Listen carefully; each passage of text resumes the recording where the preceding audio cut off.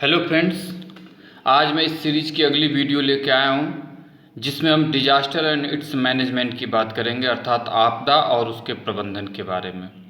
दोस्तों, आप सभी लोग परिचित हैं आपदा क्या होता है। जहाँ पर बहुत अधिक जान माल का खतरा होता है या नुकसान होता है उसे हम क्या कहते हैं? आपदा, disaster. Incident that happen suddenly on large scale and cause loss of life and goods of that area। अर्थात किसी क्षेत्र विशेष में बहुत बड़े स्तर पर कोई ऐसा घटना हो जाए जिससे बहुत अधिक ह्यूमन बीइंग्स, जानवर, पशु पक्षी, पेड़ पौधे और आर्थिक चीज़ों का नुकसान हो, उसे हम क्या बोलते हैं? डिसास्टर या आपदा बोलते हैं। दोस्तों, आपदा दो तरह की होती है। एक आपदा प्राकृतिक आपदा होती है, नेचुरल डिसास्टर, और दूसरा होता है ह्यूमन कास्ट डिसास्टर, मतलब आदमी के द्वारा की जाती है। तो दोस्तों, पहले हम बात करते हैं नेचुरल डिजास्टर कौन कौन से होते हैं। बहुत अधिक नेचुरल डिजास्टर हैं, जैसे अर्थक्वेक, भूकंप, वोल्केनो, ज्वालामुखी, landslide, flood, drought, forest fire, cold wave, sea storm, लू, सुनामी, लाइटिंग, क्लाउड बस्ट। इस तरह से बहुत सारे हम कुछ जो प्रमुख की बात करेंगे।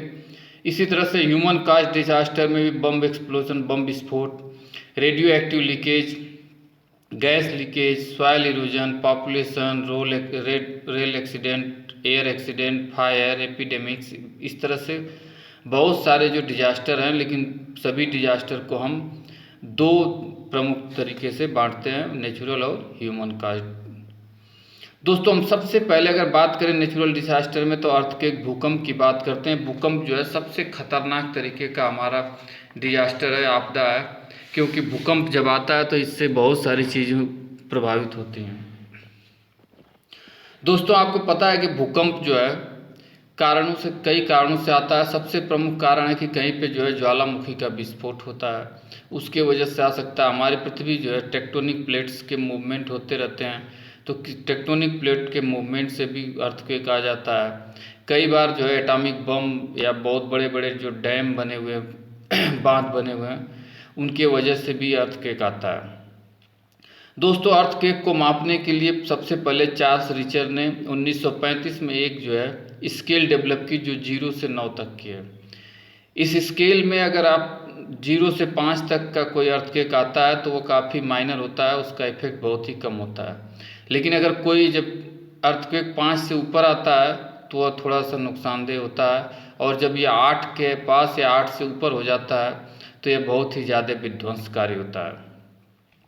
हमारे देश ने रिसेंट में दो बड़े भूकंप को देखा है। पहला सन 2001 में गुजरात के भुज पार्ट में आया था, जो बहुत ही ज़्यादा हानिकारक था।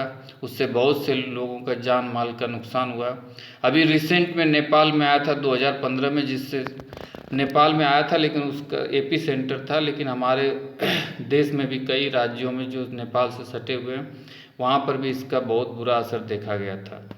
तो दोस्तों, अर्थक्वेक के बारे में थोड़ा सा जान लिए। अब इसके बाद हम देख लेते हैं वोल्केनो, ज्वालामुखी। ज्वालामुखी भी बहुत ही नुकसानदेह, आपको पता, देखिए अर्थक्वेक का भी एक कारण था ज्वालामुखी, और ज्वालामुखी का एक कारण है अर्थक्वेक।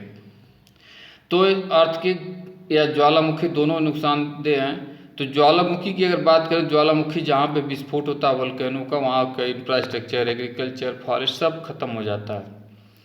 अच्छा दोस्तों, सबसे खास बात अच्छी है हमारे लिए कि हम जिस जगह पर रहते हैं वहाँ पे वोल्केनो कम आती है। उसका कारण है कि हम हिमालयन बेल्ट में रहते हैं, जो बहुत ही डेंसिटी और हाई थिकनेस की है, इसलिए यहाँ पे थोड़ा कम चांस है। सबसे खतरनाक वोल्केनो 1980 में आया था, जो हेलेंस माउंट पे है, यूनाइटेड स्टेट में है।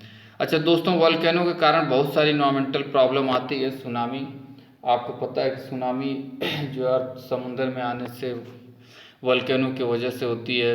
वहाँ का क्लाइमेट बहुत ज़्यादा बदल जाता है, इकोलॉजिकल तो पूरी चेंज हो जाती है। कहीं पे फॉरेस्ट है तो अभी जो है पूरा पूरा पता चला बैरन लैंड हो जाती है।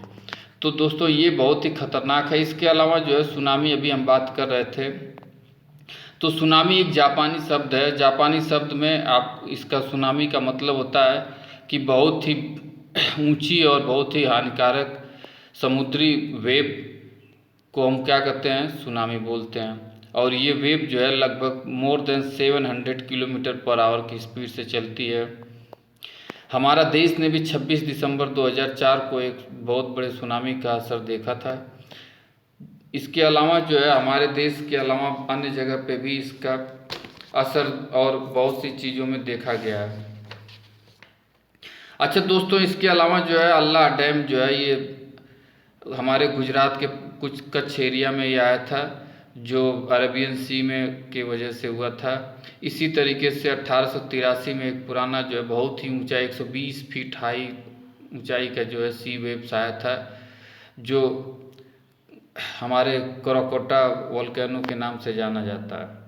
तो दोस्तों, इस तरह से हमारे यहाँ जो है सुनामी का हो सकता है, सुनामी जो है वोल्केनो की वजह से भी आ सकती है और अर्थक्वेक की वजह से भी आ सकती है। इसी तरीके से लैंडस्लाइड है। लैंडस्लाइड दोस्तों कुछ नहीं होता है, ये क्या होता है, कुछ जो है लैंड मतलब कुछ टुकड़ा, चाहे वो राख हो, मिट्टी हो, वहाँ झाड़ी या वो सब क्या होता है ऊपर से सरक करके नीचे आ जाती है, उसको हम क्या बोलते हैं, लैंडस्लाइड है। देखिए, rock soil vegetation slipping out from high place. और ये क्यों होता है, क्योंकि या तो हो सकता है वहाँ पे अर्थक्वेक आ जाए, या कोई बहुत ही ज़्यादा तेज़ी से बारिश होती है तो वहाँ पर जो है लैंडस्लाइड होती रहती है। अब ये देखिए दोस्तों, यहाँ पर ये रोड देखिए ब्लॉक हो गया है, तो ये भी क्या है, हमारा ऊपर से जो पत्थर गिरे हैं तो ये हमारी लैंडस्लाइड है। इसके अलावा दोस्तों सबसे हमारे देश में जो अक्सर देखा करता है फ्लड, बाढ़। हमारे देश में बाढ़ आने का बहुत ही जनरल है, हर जगह पे बाढ़ आती रहती है। बाढ़ से बहुत अधिक बच्चे परिचित हैं। बाढ़ क्या होता है, बाढ़ जो overflow of water and submersion of land, अर्थात पानी का बहाव बहुत अधिक हो जाए या ज़मीन जो है पानी से डूब जाए। अब दोस्तों, पानी क्यों या बाढ़ क्यों आती है, तो एक्सेस रेनफॉल, बहुत अधिक तेज़ी से बारिश हो जाए। अर्बनाइजेशन, शहरीकरण के कारण भी बाढ़ आती है, क्योंकि शहरीकरण के कारण हमारी नदियों के किनारे तक इंक्रोचमेंट हो गया, जिससे नदियों का बहाव रुक जाता है तो वो पानी ऊपर हो जाता है। साइक्लोन, अभी देखिए एक जो है रिसेंट आप जो है अम्फान साइक्लोन का देखें तो काफ़ी बारिश होती है, इसमें भी जो है कई बार बाढ़ आ जाती है। सॉइल इरोजन, दोस्तों सॉइल इरोजन एक बहुत बड़ा धीमा कारण है, लेकिन ये बहुत बड़ा जो है फ्लड का कारण है, क्योंकि सॉइल इरोजन के कारण नदियों में मिट्टी बह बह के जा रही है, नदियों की तलहटी जो है बैठ गई है, जिससे पानी जो है ऊपर फैल जाता है और बाढ़ आने की संभावना बनी रहती है। दोस्तों, बाढ़ हमारे देश में हर साल आती है। लगभग सभी प्रदेश बाढ़ से कहीं न कहीं किसी न किसी रूप में ज़रूर अफेक्टेड हैं। तो बाढ़ से हम सभी लोग बहुत परिचित हैं। बाढ़ से बचने के भी बहुत से उपाय अच्छे हैं, तो हम उस पर एक एक करके चर्चा कर लेंगे, लेकिन अभी हम थोड़ा थोड़ा सब पे बात कर रहे हैं। अब दोस्तों, स्टार्म साइक्लोन, आपको पता है जब हवा तेज़ चलती है तो उसको आंधी बोलते हैं। विशेष करके साइक्लोन की बात करें, जैसे अम्फन साइक्लोन अभी आया हुआ है, तो ये क्या होता है, जब लैंड और सी में दोनों में ओरिजिनेट हो सकता है, लेकिन जो समुंदर में साइक्लोन बनता है वो ज़्यादा खतरनाक होता है। जैसे हम अभी 2 रिसेंट देखे हैं, हुदहुद अम्फन को, इसके बारे में आप देख ही रहे हैं कि कितने अधिक लोग मर गए, कितना जो है नुकसान हुआ जान माल का। तो इस पर आप लोग थोड़ा सा रिसेंट न्यूज़ भी पढ़ लिया करिए। अच्छा दोस्तों, इसी कड़ी में अगर हम देखें तो ह्यूमन कास्ट डिसास्टर, हमने बताया कि आदमी के द्वारा बहुत से, जैसे बम विस्फोट हुआ, इस तरह की बहुत सी चीज़ें हैं, लेकिन हम यहाँ पर बेसिक 2 चीज़ों के बारे में थोड़ा सा बात करेंगे। पहला एड्स भी हमारा जो ह्यूमन की वजह से हुआ है, ये भी जो है हमारी एक महामारी है। एड्स, आपको पता है एड्स का फुल फॉर्म जो होता है एक्वायर्ड इम्यूनो डिफिशियंसी सिंड्रोम होता है। और हमें एड्स क्यों होता है, एड्स जो है ह्यूमन इम्यूनो डिफिशियंसी वायरस के HIV के कारण होता है। एड्स पे जागरूकता फैलाने के लिए हर साल 1 दिसंबर को एड्स डे मनाते हैं। चूँकि एड्स डे मनाने का मकसद यही है कि एड्स के बारे में जानकारी हो, और एड्स की जानकारी ही एड्स का बचाव है।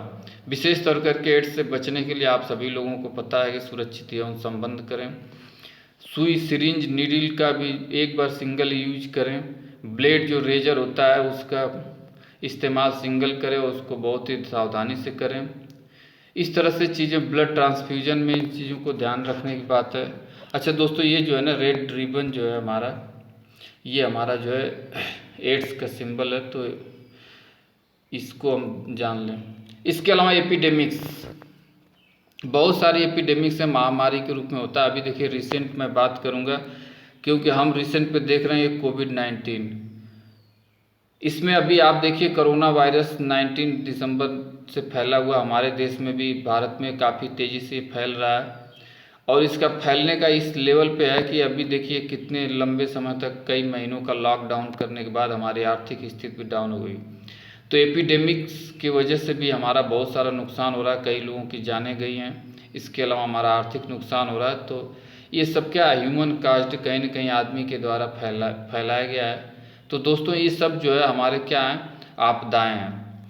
अच्छा, आपदा तो है, अब आपदा का मैनेजमेंट, चूँकि आपको पता है ये आपदा का विशेष कर करके हम आपदा को रोक नहीं सकते, तो आपदा को हम क्या करते हैं, मैनेजमेंट करते हैं।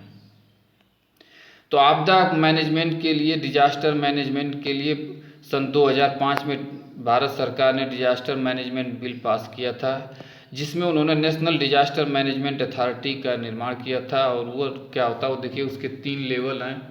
पहला सेंट्रल गवर्नमेंट लेवल पे नेशनल डिजास्टर मैनेजमेंट अथॉरिटी है, जिसका जो है चीफ होते हैं हमारे प्रधानमंत्री। इसके अलावा स्टेट गवर्नमेंट में स्टेट डिजास्टर मैनेजमेंट अथॉरिटी है, जिसके जो है चीफ होते हैं हमारे प्रदेश के चीफ मिनिस्टर। इसी तरह से ज़िले स्तर पर डिस्ट्रिक्ट डिजास्टर मैनेजमेंट अथॉरिटी होती है, जिसका जो है जिलाधिकारी उसके हेड करते हैं। और ये जो है विभिन्न स्तर पे काम करती रहती है। इसका काम है कि त्वरित कार्रवाई करे। अब देखिए काम कैसे करती है, इस पे हम देख लेते हैं। जब ये बिफोर डिजास्टर, मतलब डिजास्टर नहीं आती, तब इनका काम होता है कि डेटा और इन्फॉर्मेशन कलेक्ट करते हैं कि कहाँ पे ऐसा हो सकता है, किस जगह पे प्रोबेबल एरिया है। इसका मैप तैयार करते हैं, अवेयरनेस कैंपेन करते हैं, डिजास्टर मैनेजमेंट तैयार करते हैं जो पास्ट में हुए उनके आधार पर। अच्छा दोस्तों, जब डिजास्टर आ जाता है उस समय ये लोग जो रेस्क्यू रिलीफ, मतलब वहाँ लोगों को बचाने के काम करते हैं, फूड, वाटर, मेडिसिन इत्यादि की सप्लाई करते हैं। और जब डिजास्टर ख़त्म हो जाता है तो उनको रिहेबिलिटेट करते हैं, मतलब उनको पुनर्वास की व्यवस्था करते हैं और फ्यूचर के लिए वर्क प्लान डेवलप करते हैं, ताकि फ्यूचर में अगर कोई इस तरह की आपदा आती है तो उसको हम आसानी से और कम खर्च में लड़ सकें। तो दोस्तों इसी के साथ मैं जो है आप सभी को धन्यवाद देता हूँ और रिक्वेस्ट करता हूँ कि अगर आपको ये वीडियो अच्छी लगे तो आप शेयर सब्सक्राइब ज़रूर करिएगा, लाइक ज़रूर करिएगा। इसके साथ ही अगर आपको किसी भी तरह की जो है आपदा आती है तो आपदा को जो है आप अपने स्तर से ज़रूर जागरूकता फैलाइए। इसी के साथ मैं आपको अगेन